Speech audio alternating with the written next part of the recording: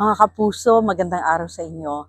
Ako si Charmaine Buencamino at gaganap ako bilang Teresita sa A Soldier's Wife episode ng Tadhana.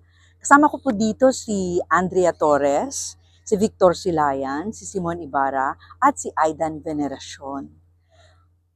Ang kwento pong ito ay malungkot. Kapupulutan ng aral tungkol sa mga relationships natin sa family. From the title po, A Soldier's Wife, tungkol po ito sa kabiyak ng isang sundalo. Ang sundalong ito ay anak ko. At malungkot dahil yung aking pong character mapang-api kahit na siya ay madasalin, di ba? Conflict ng values. So, maganda po itong paalala sa atin na hindi lang tayo dapat maging madasalin. Mas mahalaga rin po na umuugat sa ating ugali yung idinadasal natin sa Diyos, yung binabasa natin sa Biblia. Kailangan po isinasa puso natin ito at ang ating pagturing sa ating mga kapwa ay tama sa paningin ng Diyos. Huwag niyo pong kalilimutan, 3:15 sa Sabado, Tadhana, sa GMA po.